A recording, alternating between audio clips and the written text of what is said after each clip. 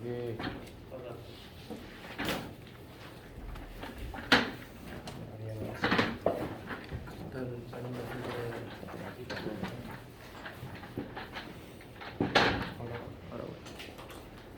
Morning, everybody. How y'all doing?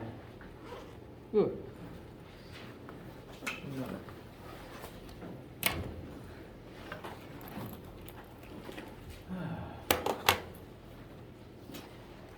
Anyone need anything or have any questions before we get started? Okay, so the first one is, they're both about the lab. Inertia is measured with kilograms times meter square. Yes, moment of inertia is measured in kilograms times meter squared. Okay. About the question number 5 of the lab, that is asking for the angular momentum. Since you already removed like 2 questions in the homework, we have to do this question for the lab or just? Yes, I did remove some angular momentum questions from the homework itself. The lab does have one angular momentum question in it, and the point of this question was meant to be kind of a small guided research topic. The prompt is, watch the video here, and I will just go ahead and show it to everybody, hopefully.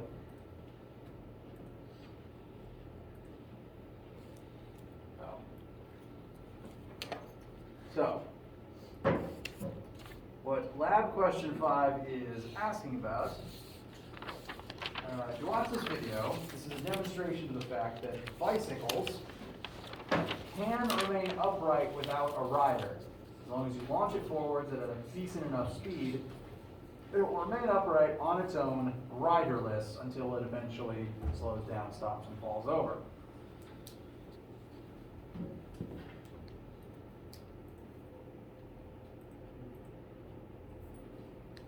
And the goal of question 5 is for you to look up a cursory explanation as to why that is. And the key word that I was hoping everyone to look into is angular momentum. My goal here is for you guys to be able to work with the concept of angular momentum, but I didn't have time to comfortably cover it before the test. I didn't want to necessarily require you to do any math about it, but the concept of angular momentum is still important, so that's why this question is still here. And I do want to actually demonstrate and talk about it a bit here in class to help with that. Additionally, you guys, I will accept the homework until like the end of the day so that you can finish it up with this information. If you're already done with the lab, did I say homework? I meant lab.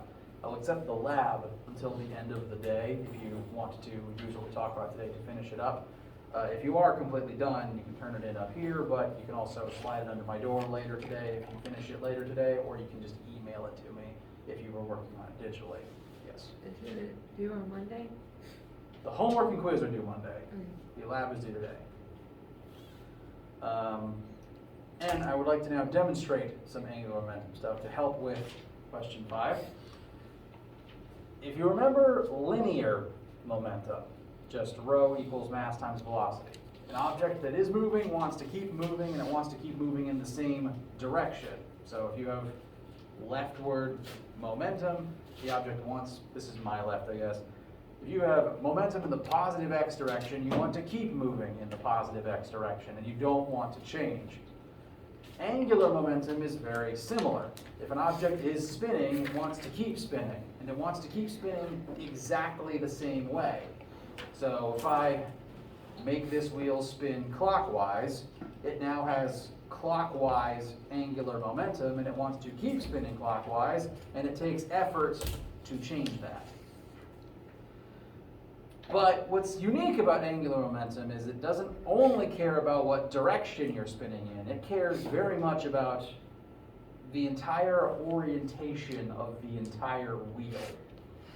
If I spin this wheel like this, the wheel wants to keep spinning like this. It doesn't want to change, it doesn't want to turn, it doesn't want to tilt, and it certainly doesn't want to stop. So angular momentum has the tendency of keeping objects that are spinning in the same orientation with no changes. And it will fight you if you want to try to change it. I would like to demonstrate a few situations wherein the wheel will fight you if you try to change its spin, and I would actually ask if I could get someone's help with this, because I can't really do any of these demonstrations with only two hands. If someone would be willing, all I would ask you to do is simply hold the wheel while I spin it with my hands. Thank you very much.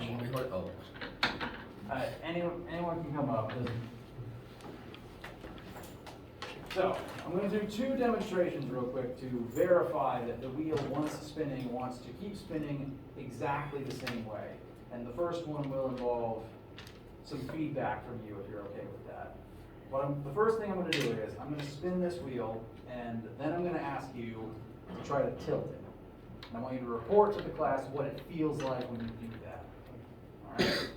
So, well, first, here's our baseline. Just try moving the wheel around, moving your body and tilting it while it's stationary. And tell me if you feel anything out of the ordinary. All right, nothing weird yet. So now I'm going to spin the wheel. Now try those same motions.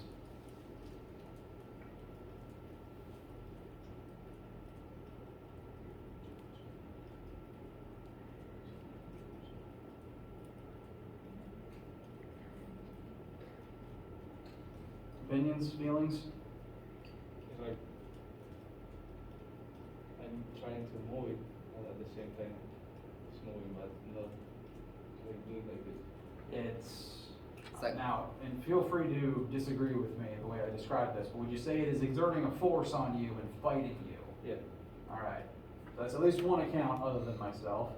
And you guys are welcome to come up and try it later too. It wants to keep spinning like this and will literally resist any change. It will fight you as you try to move it at all. I will further demonstrate. I'm going to hold it myself for just a sec. If the wheel is stationary and I just hang it from the rope, it will fall straight down. It'll act like any other object hanging from a string. It's just going to just sit here. But something different happens if it's spinning first. Hold the handlebars again. What I'm going to do this time is I'm going to spin it up, I'm going to hold the rope up, and then I'm going to ask you to let go.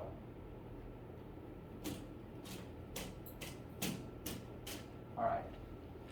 Release. This is a gyroscope. It wants so hard to not change that it is literally defying gravity.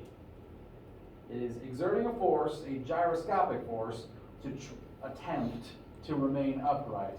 But as it loses energy and loses momentum, it's going to slow down and eventually just sit like it normally would. This is literally the basis of any and all gyroscopes. It spins and it stays upright because it's spinning. Thank you very much.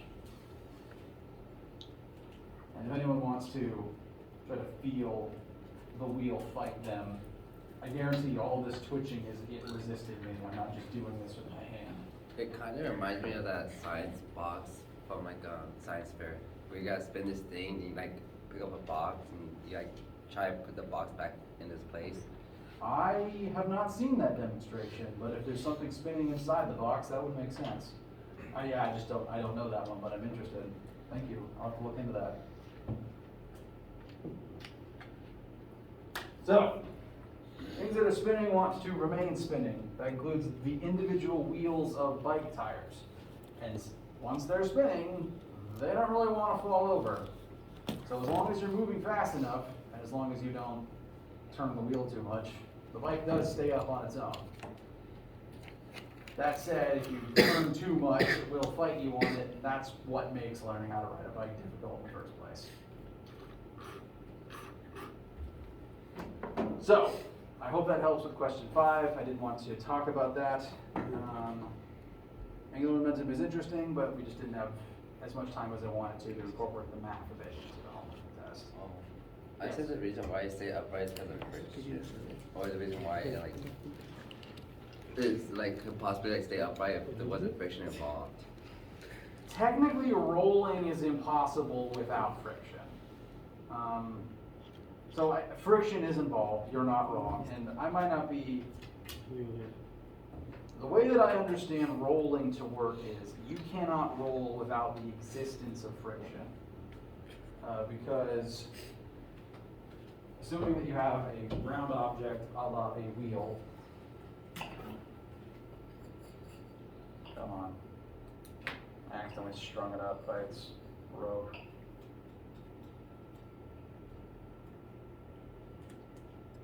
So, if I'm grabbing the center bar here and I move it forwards without it being on the ground, it doesn't really spin. There's no friction from the ground right at this moment, and my motion is not actually inducing spin in it. If it's touching the tabletop though, when I do the same motion, it suddenly starts spinning. It needs to be touching the table for that to actually start. The reason for that is, if I am exerting a force this way on the bike, I'm pushing it forwards. As it touches the table, the wheel wants to be moving forwards, but friction from the table pushes backwards. That force of friction, note that the force I'm applying is on the axis of rotation. So I'm not generating any torque right now. Me by myself cannot make this thing spin. I by myself cannot make this thing spin because the force I'm exerting is on the axis. That means I can't generate torque. The radius is 0. But the force of friction on the ground here is a distance away. That force points this way, so that's going to generate torque that will make it spin in that direction. So without friction, you don't actually get rolling. And this is one reason why ice and hydroplaning is dangerous in cars. Because if you go over ice, your wheels aren't really spinning. They aren't gripping the ground. They're just gliding across like you're on skates, and then you have far less control. So rolling, by definition, requires friction. Friction is what actually makes it roll, as opposed to just, moving forwards or sliding like a box would. So you're not wrong. Friction's involved. Friction causes it to begin spinning, and now that it's spinning and has angular momentum, it wants to remain upright. So definitely involved. Does that answer the question? Okay.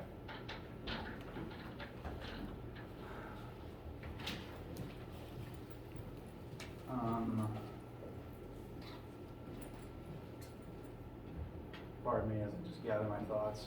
Get some water.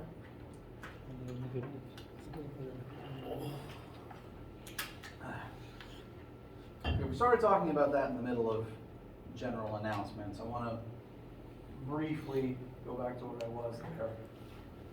Lab is due today. You can turn it in at any time before midnight, either by sliding it under my door or emailing it to me.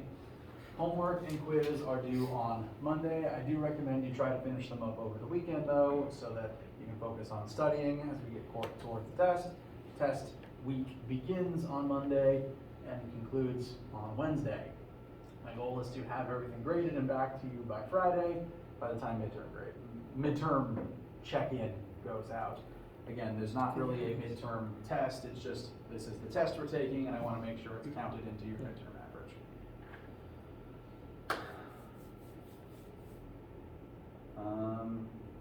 And over the weekend, just be finishing up the homework and studying for that test. My goal for today is close out a few more things as it relates to chapter 4. I'm glad we talked about angular momentum. I also want to do at least one torque example that has moment of inertia in it. And I also want to make sure to look at any test and homework related questions that you guys have. Yes? You said you can make a 0 on this test and still come out with a B as well? It is possible, yes. Although that would be most probable if you had A's and 100s in literally everything else. Let me do some quick math again. The test portion of your grade for this class is 38%. So tests as a whole make up 38% of your test grade. Sorry, class grade. Tests as a whole make up 38% of the class grade. there's two tests, so individually, each one makes up 19% of your total grade. Which means if you got a 0 on one test, but a 100 on everything else, you'd have an 81 in the class. And that would require getting a 100 on your exam. But it is possible. It is possible if you just get a 0 on one test to get a B in the class. Absolutely yes. Now, frankly, it's very hard to get a 0 on one of my tests as long as you answer everything, because again, I get partial credit for everything. It's very easy to get a 50 as long as you just write formulas and make an attempt, which means that realistically, sorry, I got lost in my own quick calculations. Bless you. Thank you. One test grade does not make or break your score in this class. I do not anticipate anyone getting below a 50 unless you really just don't try. The only way to bomb one of my tests is to not try, to just leave things blank, and to just leave. As long as you have a name and some attempt for every question.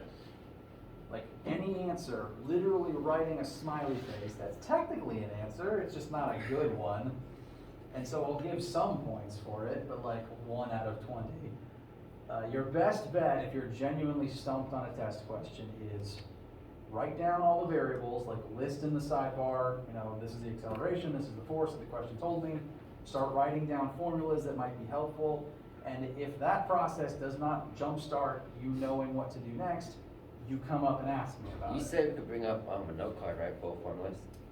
Yes, it is not only the test is designed such that you have your formula sheet with you. There's copies of the class formula sheet on Brightspace. It is expected of you to have a paper copy and bring it to the test. You will have the formula sheet. It is not something, you don't have to have those things memorized. You will have the reference there in front of you. If you made your own formula sheet instead of using the class printed one, that would be fine. I would just want to look at it before the test starts. Is that your formula sheet? Yeah. Oh no, formula sheet, that's my Oh, okay. So you'll have a formula sheet. You will always therefore have that sitting there as a hint of what to do next in every question. But if you're still genuinely stumped, I want you to talk to me about it. I want you to come up and ask me. I might not be able to just tell you what to do next. I can't just tell you if you're right or wrong, but I can at least make sure to explain the question in terms that you can understand. Because how I wrote the question shouldn't necessarily be the determination of can you do it or not. So I will explain the question to you, I will make sure all the terms are clear, and I will probably smile if you're doing something right, because I can't say yes, but I can still be happy. So, pro tip, if I'm smiling, that's not me thinking, oh, I tricked them. No, that's me being happy because you're doing well. Students do well, I'm happy, I smile. So it's not me I'm not trying to be a little shit, I'm just trying to help.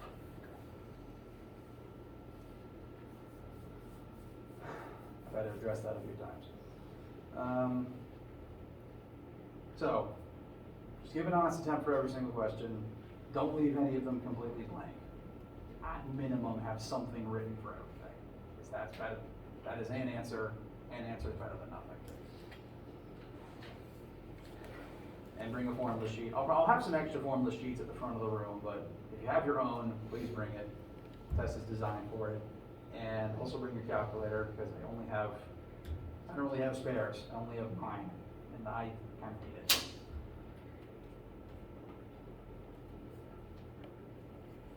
Any other questions about the test?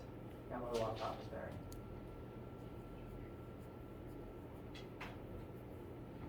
All right. Okay, there's a few more things that I want to talk about with you today, chief of which is I want to look back at our notes and make sure to have some math done involving moment of inertia with you guys. As I mentioned it, but we didn't use it in any formulas yet. So, we talked about moment of inertia as the angular counterpart to mass. It basically represents how easy it is to make a certain object spin in a certain way. Certain things just spin easier through specific orientations than others. Like wheels, very easy to spin like this, a lot harder to spin like this. So, a lower moment of inertia just means easy to spin in that specific way. A higher moment of inertia means very difficult to spin in that specific way. If this wheel had the same mass and was the same radius, but was a big square instead of a circle, that wouldn't spin very well, so it would have a very high moment of inertia. Whereas an actual wheel has a much lower one. Now, what you'll need to be able to do with that in math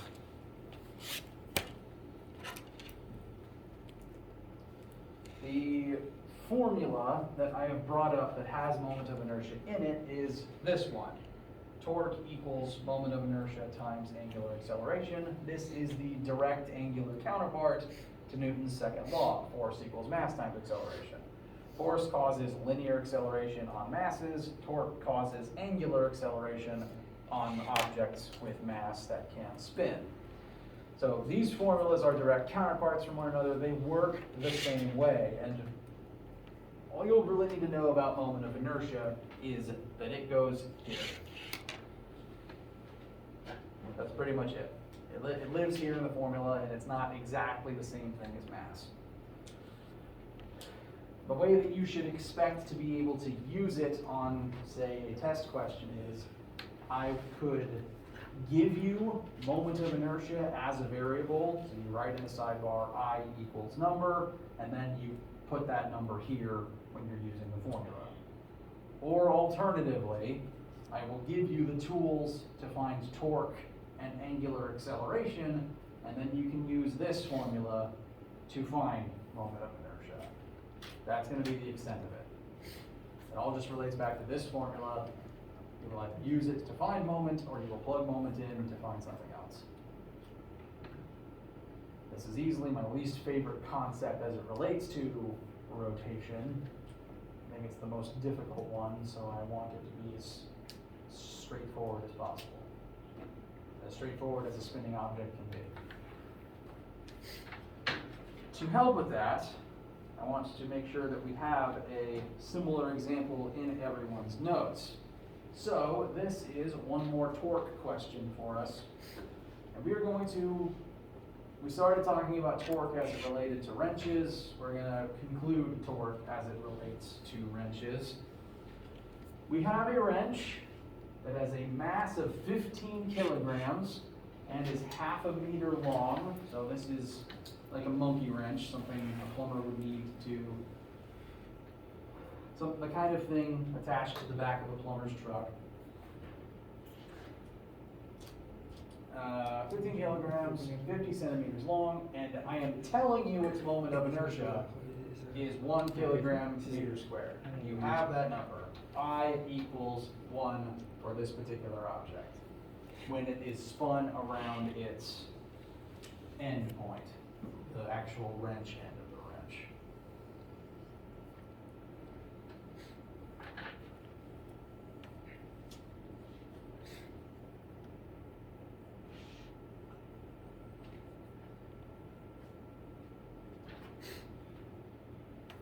And we are going to exert a force of 200 newtons upon this wrench.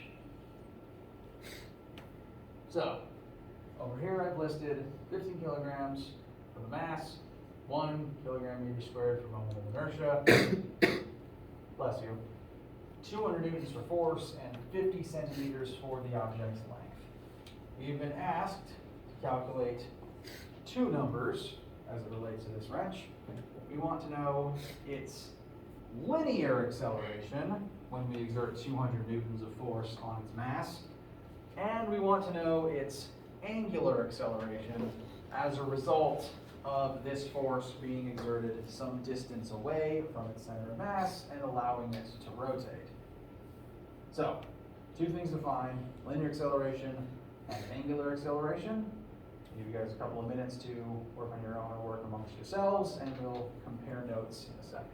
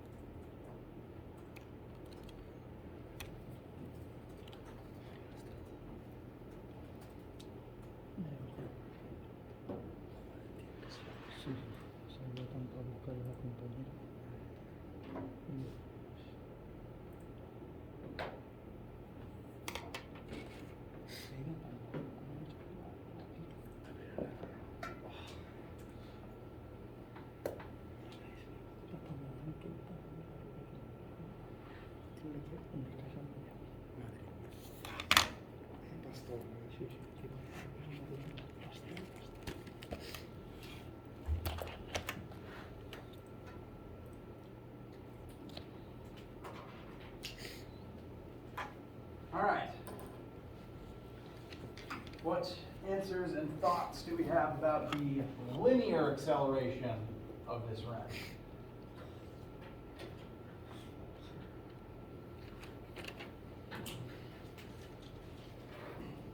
And we have any numbers to present? All right. Do we have any answers for linear acceleration yet? I got 13.3. Fantastic. I'll go ahead and list 13.3 repeating. Right.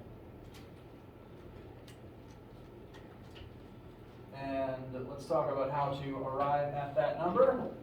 Linear acceleration is good old-fashioned regular lowercase a. It's the type we've been working with the entire class.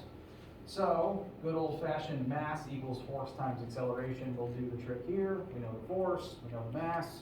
We can solve for the acceleration. 200 equals 15 times a. Divide both sides by 15.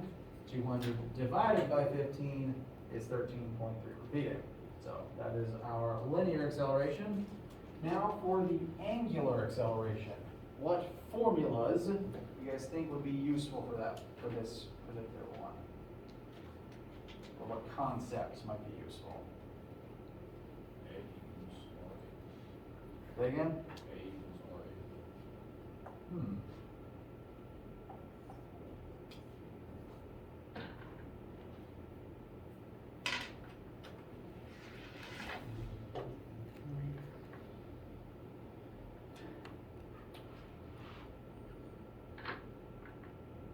That would work in a realist, well, okay. There's very good instinct. That should work. The issue is, I wrote this question and I'm a human who did this quickly, so my numbers might not match reality super well. Now, technically, let's say this is our wrench. If you wanted to make this thing accelerate in a straight line, would you exert your force here? No. No, usually you'd think to grab it and exert force, somewhere on its center of mass and then push forwards on it. Pushing it here will cause it to spin as opposed to move forwards. And so when I was writing this question, and I admit I skimmed over it a little bit when I was writing it. I did it in a hurry, so that one's on me. And I woke up later. I'm making excuses, I apologize. I made a mistake. To make this wrench accelerate linearly, you would have to press somewhere on its center of mass and it wouldn't be connected to a bolt. You would literally push somewhere about here and you just push it forwards. If you pushed on a different spot, it would probably start spinning. So that answer of 13.3 assumes that you are exerting that 200 newtons by grabbing it and just moving it normally. So technically that is a different motion than applying the force here and making it accelerate angularly. As a result, this would normally work if the 13.3 was actually referring to the rotating scenario, but it's not. I kind of mixed my messages here, and that one's on me. I made a small mistake. That should normally work, but the way I wrote the question kind of broke reality a little bit.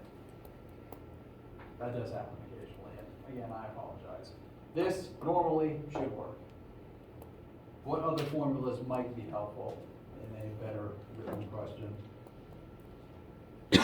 Bless you.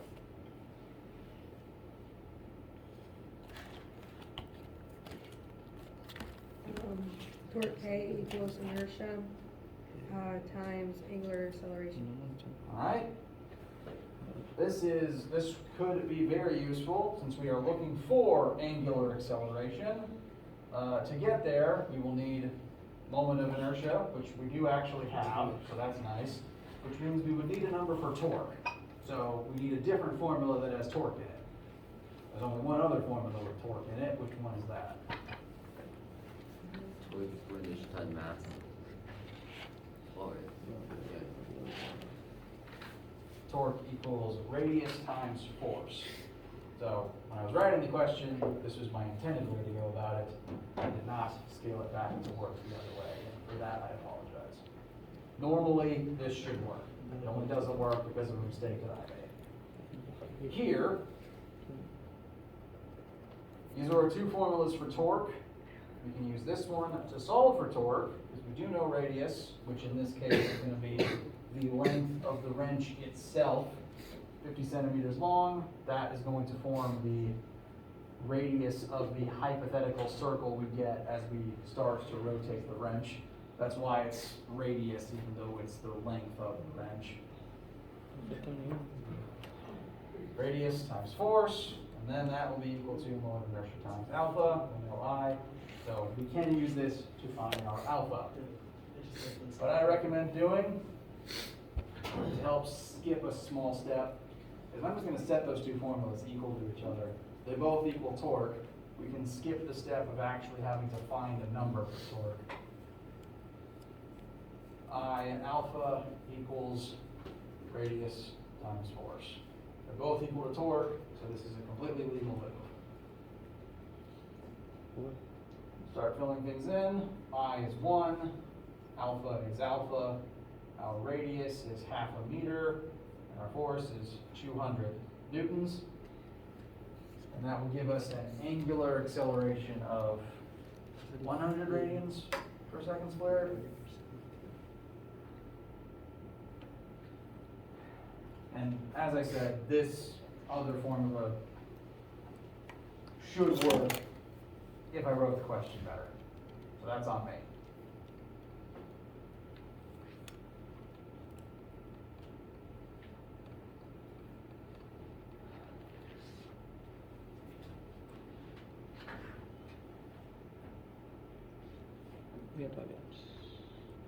Questions, needs, thoughts, concerns, opinions?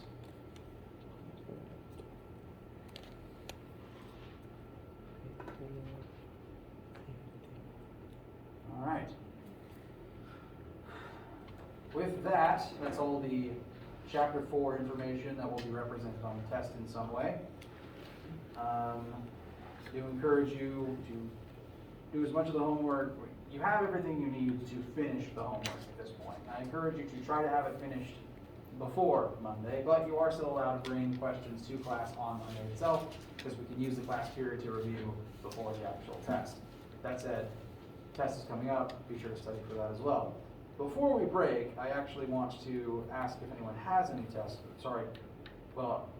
questions too.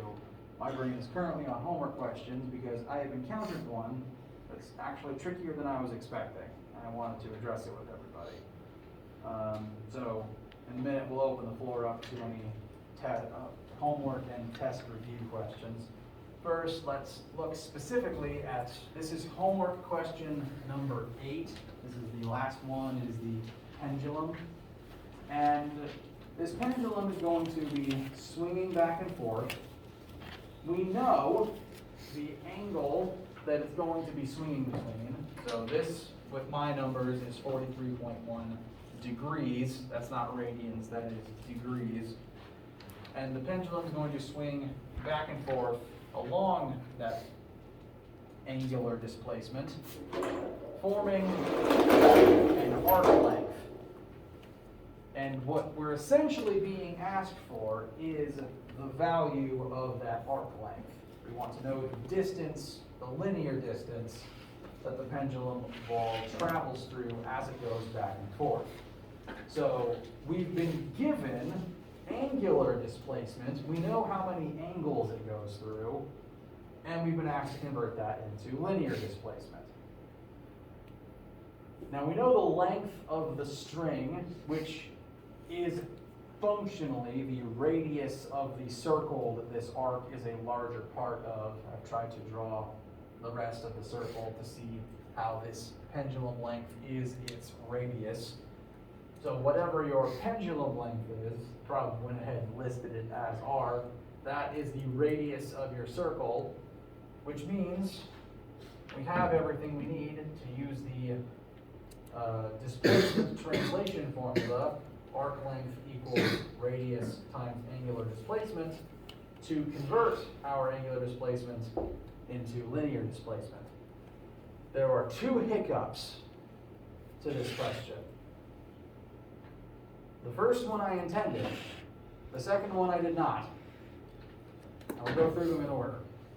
The first hiccup, you're given angular displacement, theta, in degrees, not radians. The formula is designed for radians. If you put degrees in here, you will just be wrong. It doesn't work. So first step is to convert degrees into radians. 360 degrees equals 2 pi radians. You can convert whatever method you like. Using my sample numbers, 43 degrees becomes about 0.75 radians. So you will have to undergo that step to get your theta into radians instead of degrees. From there, you can multiply by radius. This is kind of a weird time where it's okay to keep it in centimeters because it wants the final answer in centimeters anyway. So if you convert it to meters, you're going to have to convert it back anyway. So we have a radius times our angle. My radius is 53.1 centimeters, multiply it by my newly converted angular displacement, and that gives me 39.94, which is not what Achieve wants. The reason for this discrepancy is that most physics publications consider one complete cycle of motion for a pendulum to be a swing forwards and then a swing backwards. It hasn't cycled until it's come back from whence it came. I'm going to try to show you with this improvised pendulum aux cord. Goes forward, comes back, and that's a full cycle.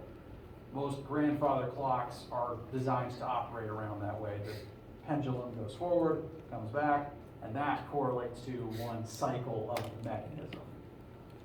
What that means for this math is, if you just did this, that would tell you one arc length going forwards. To get what WebAssign wants, you have to consider that you will then double back and cover that distance again on the return trip. So the final answer is double this. If I multiply 39.94 by 2, I get approximately 79.9. Question? Do we not convert why do we not convert forward? You can. So you're given length in centimeters, 53.1 centimeters. If I plug in centimeters for the radius here, that just means I'm going to get centimeters back out. In this specific formula, there's only, if I was being good and fully thorough, I would convert it to meters first. I'm skipping a step because of something that I know. And I admit that's something that I can do safely because I know I've been doing this for a while. So if I was to explain, if you were to convert this into meters first, it would be 0.531 meters. Put that in here and you would get an answer of 0.3994 meters, which we would then want to, well, Achieve wants the answer in centimeters is the problem. So we would then need to convert our answer into centimeters, and this would be the answer converted into centimeters. So if I was being super thorough, I would have written all those steps down. What I know, though, is that in this particular formula, we're multiplying a unit of distance by a number of radians. And I am aware, which is why I did it, it's not necessarily the best tactic, it's just something that I'm kind of using to my advantage. Distance times radians gives you the same unit of distance. If you put centimeters in, you'll get centimeters out. This is one of the few formulas where that's legal because there's not like a weird interplay of different units interacting. Radians just kind of evaporates in this case.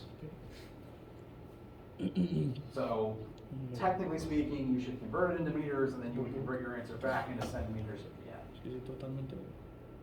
I apologize for my shorthand. Does that address the question? Okay. Sorry about the confusion. Did I see another hand up earlier? Oh, no. I was just saying, weren't you supposed to convert centimeters to meters? But then I saw the question said centimeters. Yeah. And again, it depends on the formula. This is one of the weird cases where you just get the same unit back out. There's not many formulas that do that, and this is just one of the two. put centimeters in, you'll get centimeters out. I took advantage of that because I knew that fact, but if I was being thorough, I would convert everything and then do it again. So, wanted to at least address that trick, since what I knew about the conversion from angles to radians. From degrees to radians. I didn't actually predict the needing to multiply by 2 for the double back. So I wanted to make sure to address that with everybody. Any other questions, needs, concerns, etc. about homework or test or chapter 4? I'm rambling at this point. Okay. With that, if you have questions while finishing any assignments or while studying, please let me know. I'll be answering emails all weekend, and we can spend Monday looking over test material before the test itself. Keep in mind next week that on Monday we will meet and have a review day before the test starts that afternoon. On Wednesday, when we have lecture, if no one brings any questions to lecture, I might start reading chapter 5. Just keep that in mind. So if you have tests on Wednesday, what we talk about in class will be different to what you take the test on later that day. I will try to make that clear on the day itself. What that means is bring study questions to class so that the class better resembles the test. I'm still rambling at this point. I need to have lunch. You guys go ahead and weekend.